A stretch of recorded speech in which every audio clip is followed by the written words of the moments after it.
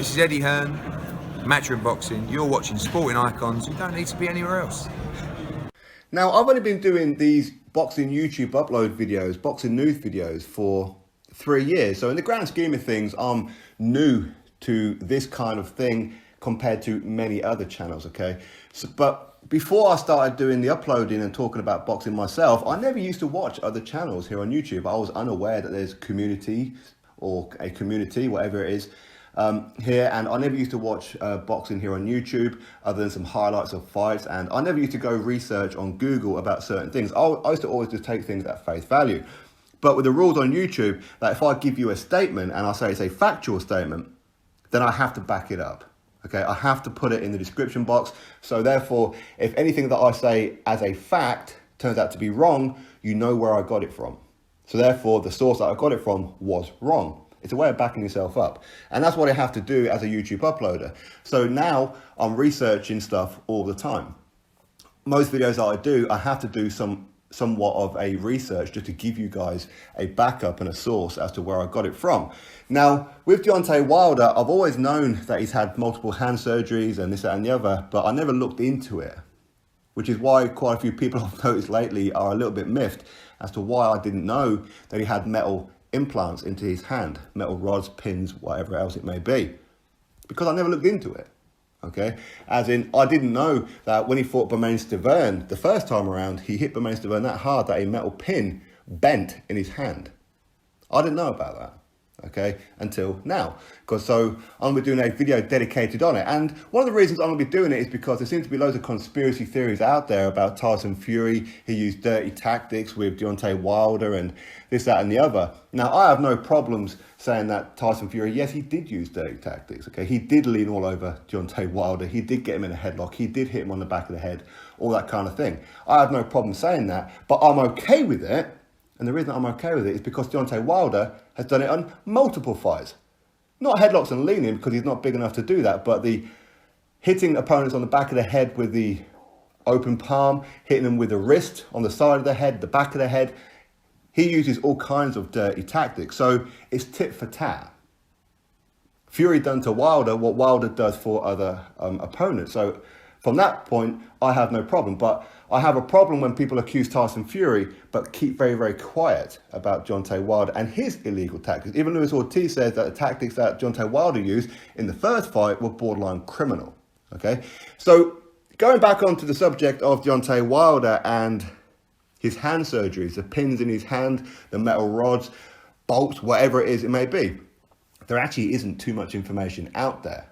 Now, today, all I've done is I've looked on Google, and it is quite limited as to what it is you can find. But some of the things that I've found is that his first hand surgery was back in 2009, and he had a metal pin, a metal rod inserted into his right hand. So that's his power hand. So he's been pro for 12 years. So for 11 of those years, he's had at least one metal pin in his hand. And in this time, we know for a fact that he's had at least 2 surgeries on his hand since. We know that he's had other surgeries on his forearm, on his bicep, and this, that, and the other. But when it comes to the hand, he's had at least 2 more that we know about. Has he had more metal pins inserted? Has he got bolts? Has he got this, that, and the other? Now, I'm not saying that Deontay Wilder has the hand of a Terminator or anything like that. I'm not saying that it's a cyborg hand, nothing like that. Of course not. He's still going to have bone and muscle and all this, that, and the other in there. Of course he is. But the thing is, though, if he's been fighting virtually his entire career with metal pins or a metal pin in his hand, is this an advantage to Deontay Wilder? Is that why he hits as hard as what he does? Now, we know with Wilder, he isn't the strongest guy out there.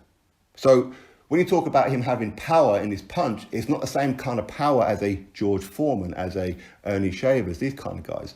But his power is more like the David Haye power, where it comes at speed.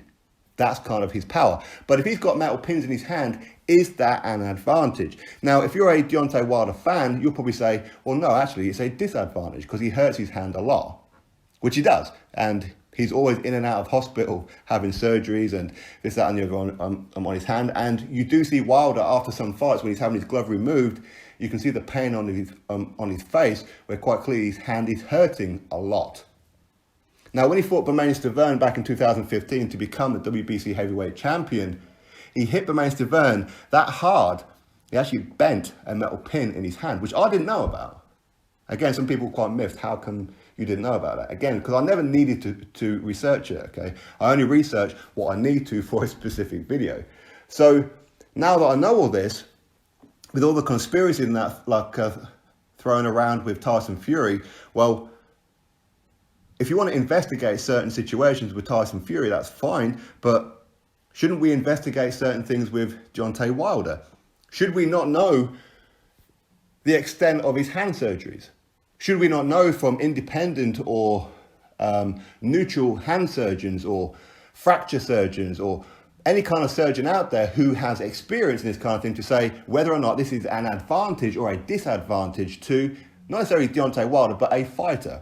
As in somebody who maybe isn't really into boxing, maybe somebody who doesn't know about Deontay Wilder. So there's no way that he's going to side with Deontay Wilder or go against Deontay Wilder. Now, this is something that I could do. Of course, I could contact quite a few surgeons out there and interview them, put them on the channel, just so you know.